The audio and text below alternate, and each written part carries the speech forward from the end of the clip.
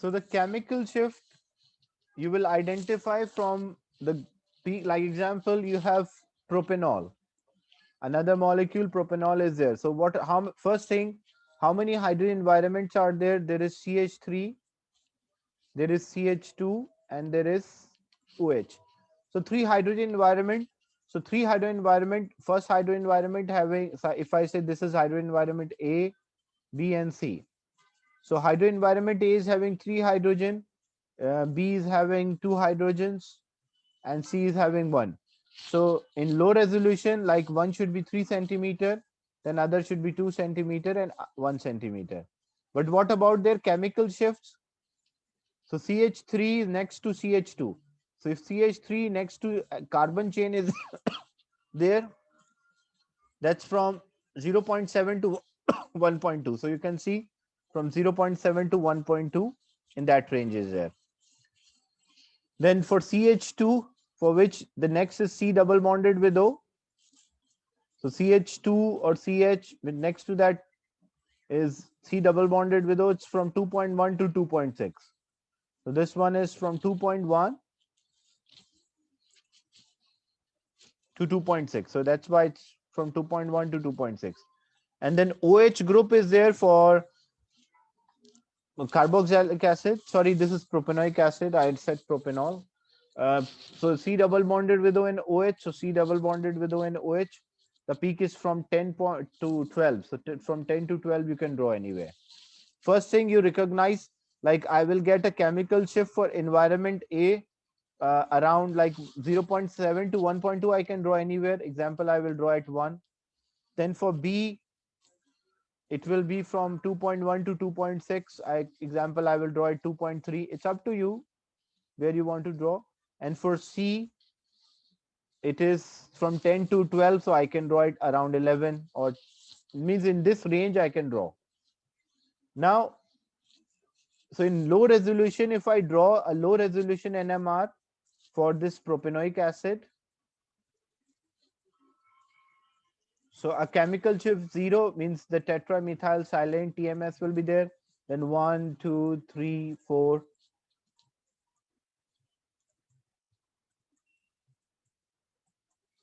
And 12. So this is a chemical shift.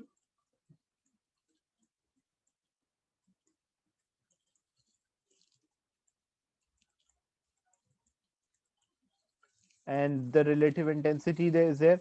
If I draw a low resolution NMR, so for A, the environment A, where I will get at 1. So, and that is the height should be 3 centimeter. Like the intensity should be 3 times compared to others. So this will be 3 centimeter example. Then another I will get at 2.3. So 2.3 somewhat here. So that should be 2 centimeter. And the other one is around 11 I will draw, but that will be 1 centimeter. This is low resolution NMR. But in high resolution, what happens? These peaks will further split. Like the number of the peaks remain same, but that peak will further split, and it will split into n plus 1 according to the neighbor. So for A, environment A, because the neighbors are 2 hydrogen, so how many it will split further into? It will split into triplet. For B, the 3 hydrogen environments are 3 hydrogen are there in the neighbor, so it will split into quartet. And for this one, 0 hydrogen environment, so it will split into singlet. So means I'll get a triplet, like this will be triplet. And how, what is a triplet? Triplet is 1 3 1. Like I will draw 3 peaks, but when I draw the relative intensity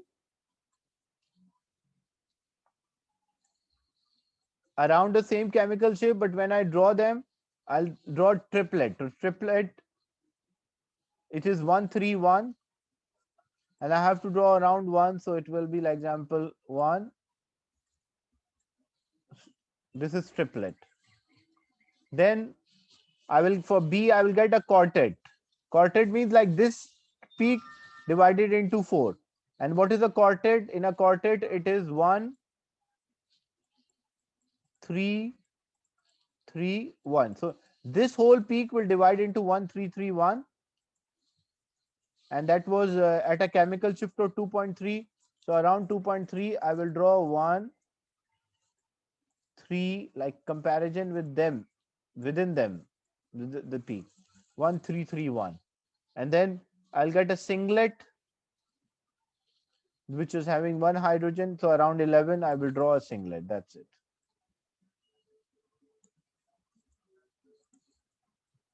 So this is NMR, nuclear magnetic resonance, high resolution NMR for propanoic acid. Is it clear?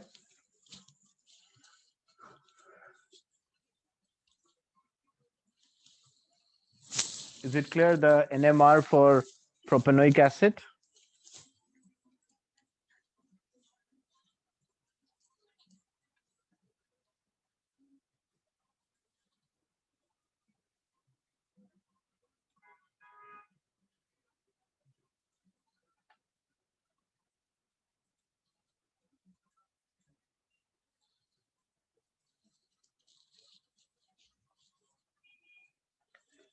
So example,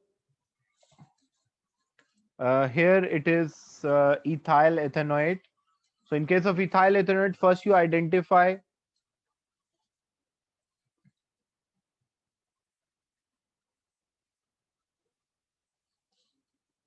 yeah, in the previous example, the intensity of A and B should be different because they have different hydrogen in environment, like different hydrogen number of hydrogen in each environment. A was having 3 hydrogen, B was having 2 hydrogens.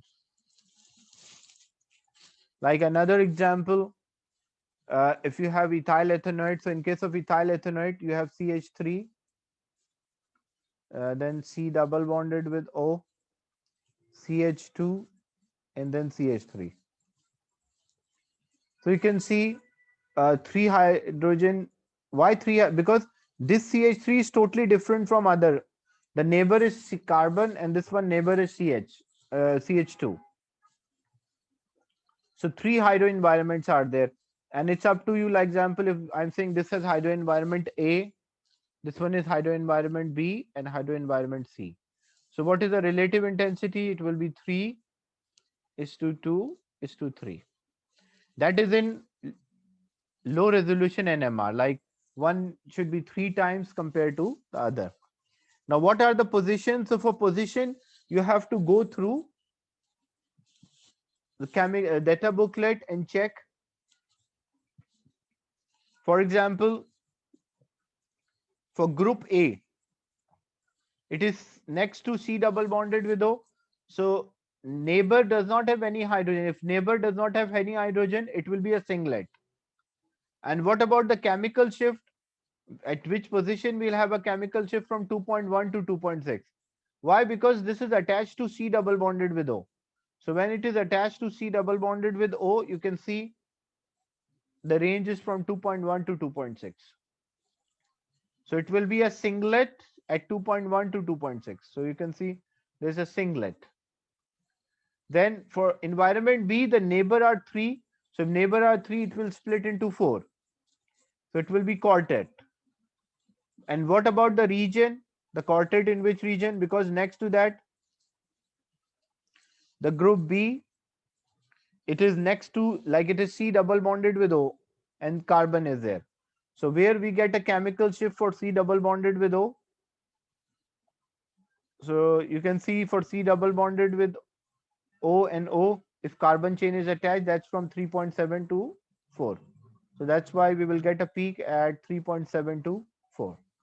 And for the last, this CH3,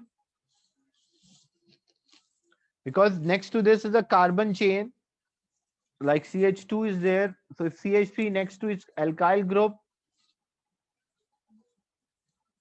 then it is from 0.7 to 1.2. So 0.7 to 1.2. And the splitting, what will the splitting? Because next to this are 2, so it will split into triplet. So C is splitting into triplet, you can see, and triplet will be 1, 3, 1. A is a singlet because neighbor is 0 hydrogen. And what about B? B is quartet because the neighbor having 3 hydrogen.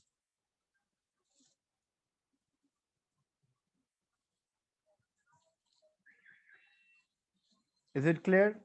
The low, this high resolution NMR.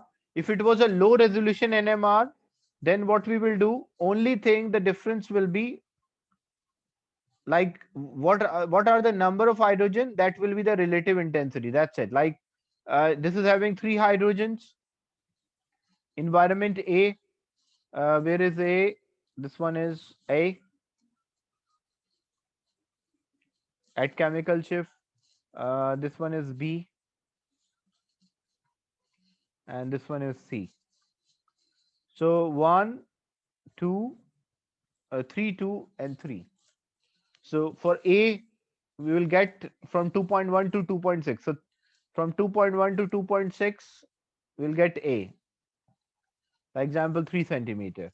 Then for B, from 3.7 to 4.1, from 3.7 to 4.1. And it's like the 2 hydrogen, so this will be example 2 centimeter.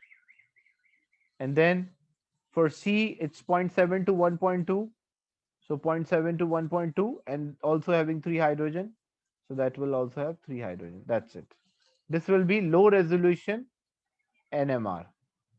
But high resolution, these peaks further split into singlet, triplet, and quartet according to their neighbors. Is it clear?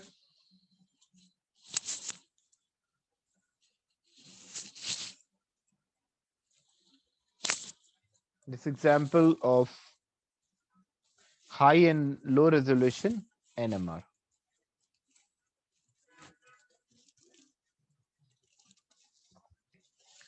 Then infrared spectroscopy. Basically, what is infrared spectroscopy? As the bonds are polar, the bonds tend to absorb the infrared radiation. So using the absorption, the wave number, like how many waves are absorbed per centimeter, we can identify the type of the bond. The below 1500 is known as a fingerprint region, because every compound is having a unique spectrum. So using this, we can recognize the whole compound, but normally we have to identify the type of the bond. So how we can identify the type of the bond? These are the ranges given.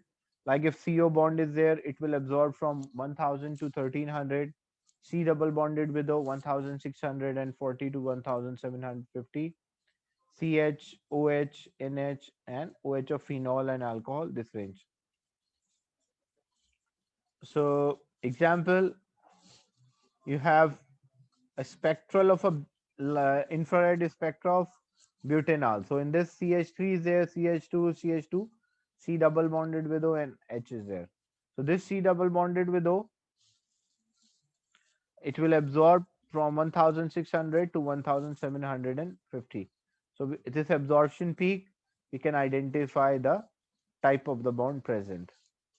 Same way, some of them are weak absorption, some of them are strong absorption, some are having a wide range.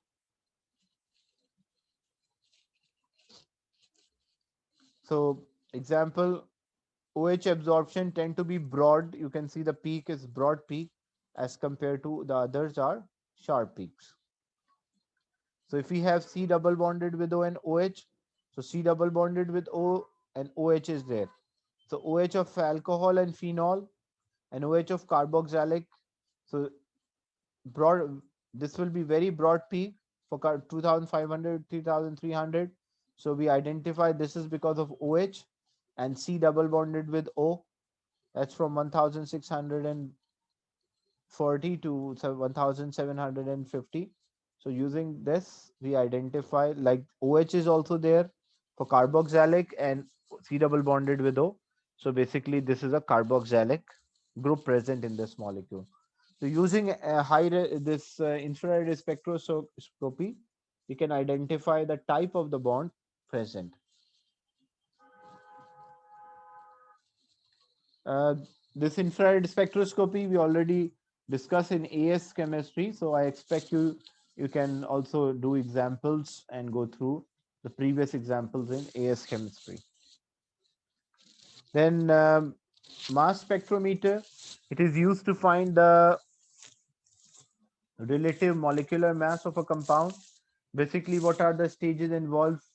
First, we vaporize the sample, then ionize, then accelerate and deflect, and detection is done. So, the highest mass to charge ratio peak is known as the molecular ion peak, and the one which is highest intensity is known as the base peak. So, what happened, like example, if you have this one is butane, so CH3, CH2, CH2, CH3. So what are the splittings? Because it will break into a positive ion because electron is removed, and radical. Radical cannot be detected or accelerated because there is no charge. Only the ions can be accelerated, the positive ion. So first, when we knock out the electron, the whole molecule get a positive. But as this molecule is moving, it can disintegrate into fragments. So you have to make the possible fragment. Like what could be the possible fragment? If it is breaking start from the left hand side, so you may have CH3, so you will get a peak at 15, or it will be CH3, CH2. So CH3, CH2, 24 plus 5, you'll get a peak at 29, or it might split into CH3, CH2, CH2, 49, 29 plus 14, 43, or you will get the whole molecule, which is 58. So if we break from left hand side, the peaks we will get at 15, 29, 43, 58. Or if we break from the right hand side, it will be identical because the molecule is identical, like CH3 will be there, that's 15, or CH3, CH2 will be there, or CH3, CH2, CH2, or it might break into CH3, CH2, CH2, and CH3. So the peaks, this will be 15, 29, 43, and 58. So basically, identical peaks are there. So you will get peak around at 15, you'll get peak at 29, 43, and 58. So that shows how many fragments you are detecting. Then the one which are highest percentage abundance, that shows that most of the fragment are this type, or most of the molecule dissociate into this pattern. And the highest mass to charge ratio is known as the molecular ion peak.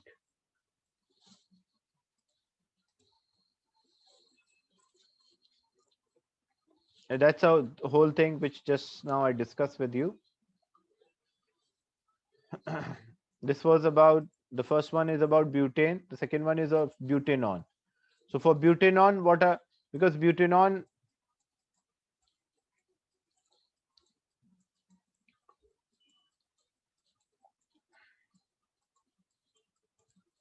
so this is butanol, CH3, CH2.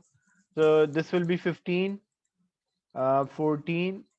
This will be carbon 12 plus 16, 28. And then 15 will be there. So what are the fragments it can break? We are getting at peak at 29. So why 29? Basically 29 is due to 15 plus 14.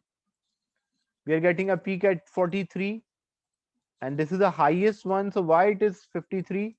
Because 28 plus, sorry, 43, 28 plus 15, that's 43. So that's the highest. It shows most of them dissociate into this. We are also getting a peak at 57. So 15 plus 14, 29, 29 plus 28. So we'll get at 57. And the last one, 72. So 72 means it's the highest peak. So that's the highest mass to charge ratio peak.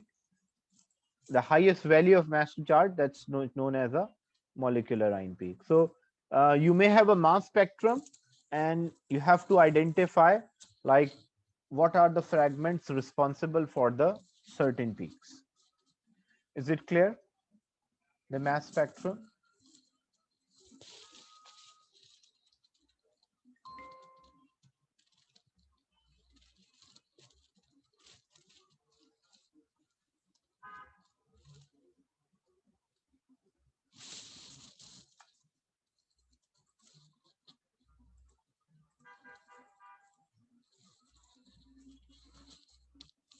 Then we can use a chromatography. A chromatography, you took paper chromatography. Basically, in a chromatography, you have two phases. One is called a mobile phase. The phase which is moving is known as the mobile phase. Another one is a stationary phase. Like in a paper chromatography, what we used to do, we draw origin with a pencil, then we place a substance which we want to identify or separate on the origin, then dip this inside a container which is filled with a solvent. As the paper absorbs this solvent, the solvent will rise, and with the solvent, the component, like example, if it was a mixture of two, so then it will rise with the solvent. So what is the stationary phase? Stationary phase is the paper. And what is the mobile phase here? Mobile phase is a solvent. So the attraction between the, because there is an attraction between the stationary phase and the particles of the substance which we are separating, and there's an attraction between the stationary phase and the particle, the substance which we are separating.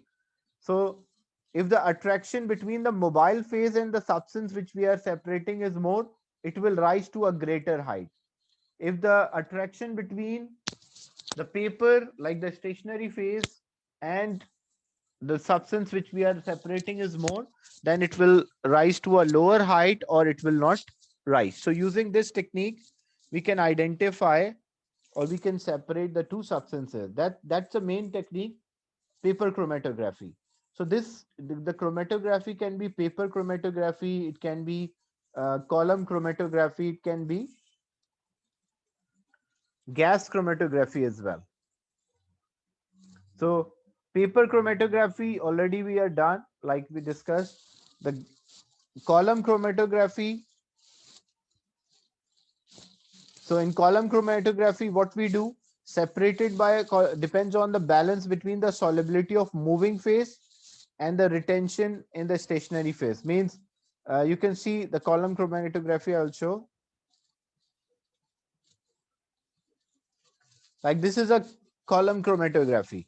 So what happened?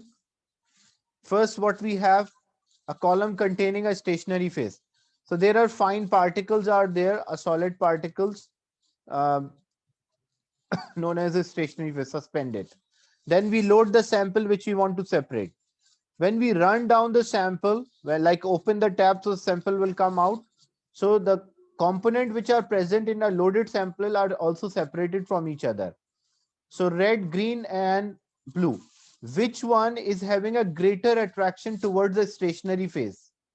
Red, blue, or green? Which one is having a greater attraction to the stationary phase? So blue is having a greater attraction because blue does not move quickly. Red move quickly, it means red is having greater, as we tap out this solvent, so it's having a greater attraction to the mobile phase, so it will come out first. Then we have the green, which is moderate attraction, and then we have blue, which is having greater attraction towards the stationary phase. So this is a main technique which is also known as a column chromatography. So separating by a column chromatography, separation by a column chromatography depends on the solubility in the moving phase and the retention in the or attraction in the stationary phase.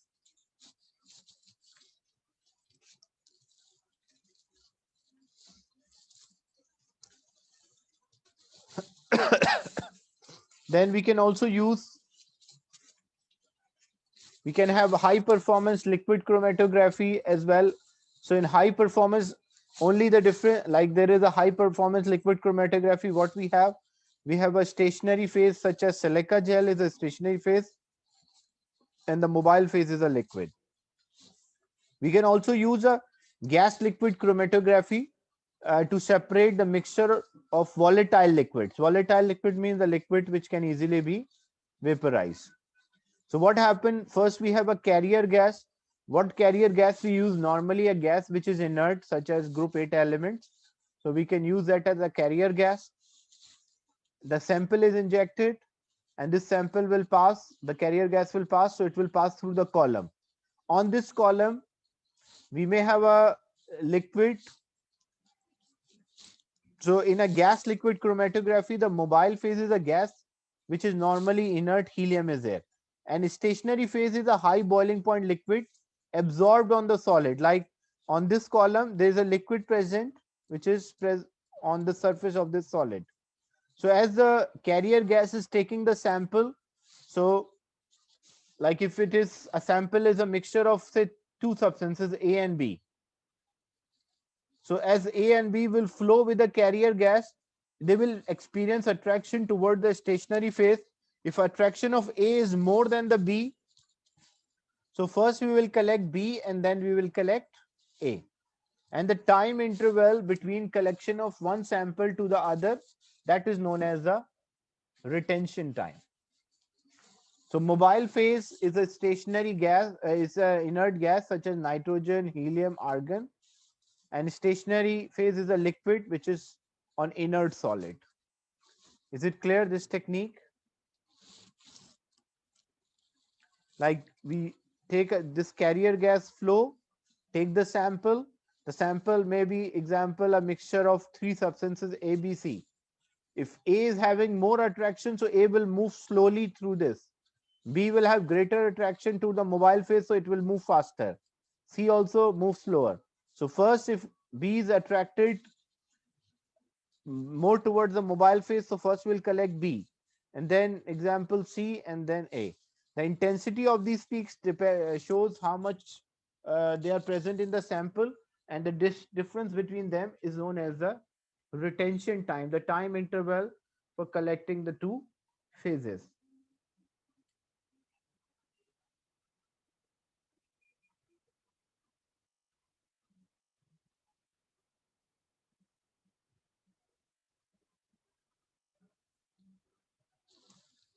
Is it clear, this explanation of the gas liquid chromatography?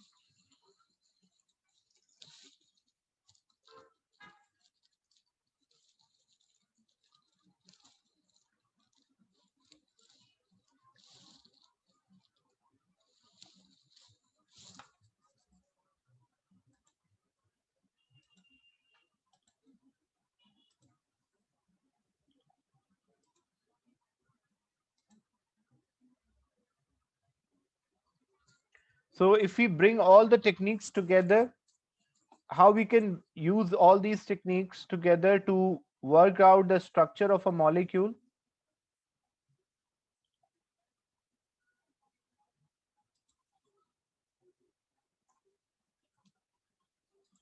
So example, using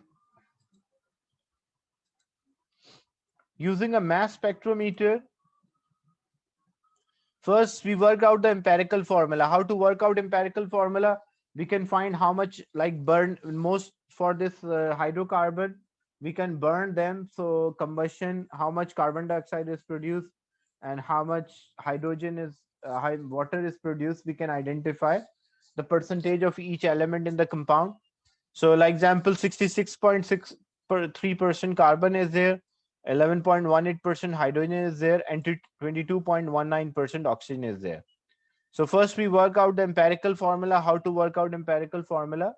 By dividing by atomic mass. So we take a simplest ratio, so C4H8 and O1. So using this we worked out the empirical formula. After working out the empirical formula, which is C4H8 and O, we will find the molecular mass. How to find a molecular mass? Using a mass spectrum, the highest mass to charge value, that's a molecular mass. Empirical mass is 72, molecular mass is 144. So when we divide, we will get 2. That's N. And how to get a molecular formula? So molecular formula is empirical formula multiplied by N. So empirical formula was C4, H8 and O, and empirical formula N is 2. So when we multiply, we'll get C8, H16 and O2. So that's a molecular formula of the compound.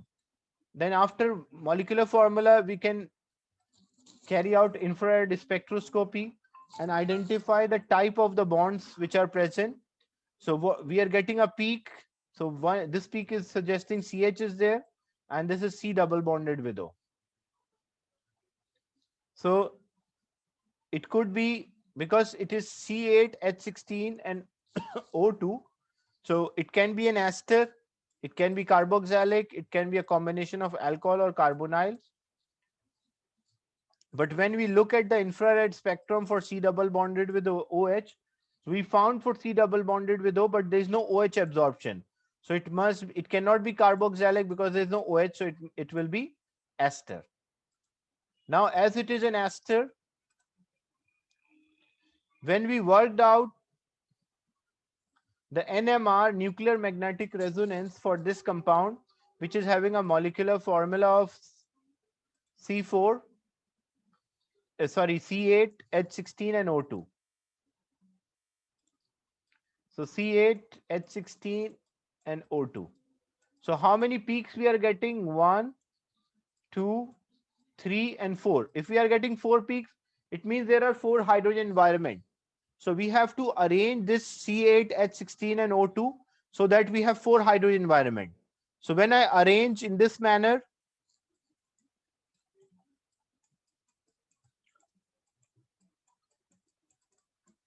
like CH3, then CH2, C double bonded with O, O, CH2 and CH3. If I arrange the structure in another manner, I will not get 4 hydrogen environment. It will be different.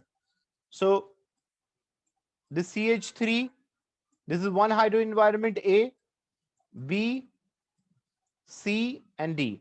Why this CH2 and this CH2 are different? Because their neighbors are different. And why this D CH3 is different from the first one? Because the neighbor is also different. And you can work out from the chemical shift as well. Like one peak you are getting around 0.7 to 1. That's because of CH3. Another peak you are getting a chemical shift at for CH3, next to that is CH2, you are getting around 1.2. Then you are getting a chemical shift with C double bonded with O. Like when C double bonded with O attached to the carbon, the CH2 is there. You are getting a chemical shift at 2.1. And when O and C is there, next to that is CH2, you will get a chemical shift at 4. So when we worked out all together, like this is a valid structure of the molecule. And you can see the chemical shifts.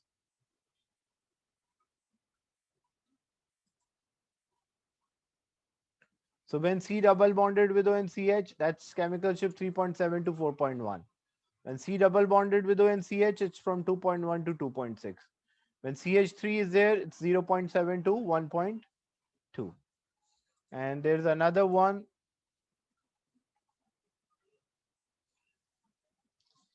So both of them, like this is also CH3 next to that carbon. This is also CH3 next to that is CH2. That's about 1.2, and the other one is also from 0.7 to 1.2, which is about 0.9. So 4 hydrogen environments are there. This is environment A, environment B, environment C, and environment D. And then how many this environment A will split? Because neighbor 2, so it will split into 3. Like this CH3 neighbors, sorry, for this CH3, the neighbor is 0, then it will split into 1, singlet. For this CH2, neighbor also 0, so this will also be singlet. For CH2 neighbor 3, so it will be quartet. For this CH3 neighbor 2, so it will be triplet. Is it clear?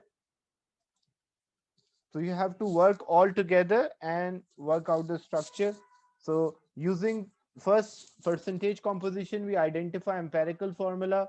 Using the mass spectrometer, we got the molecular mass. Using a molecular mass, we got the molecular formula.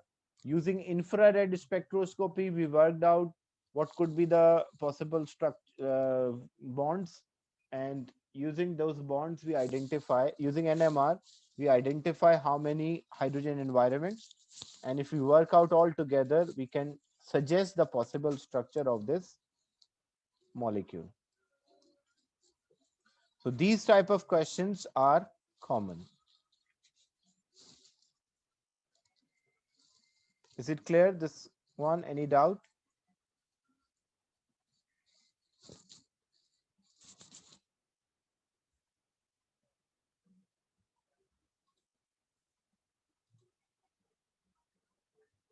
So for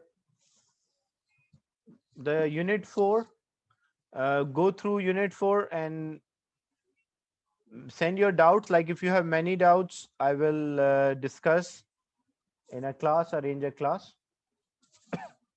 So we are done with unit 4.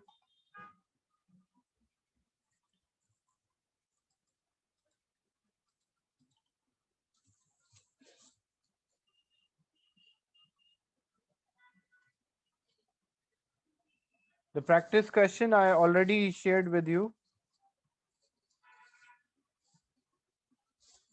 I'll send again on the group.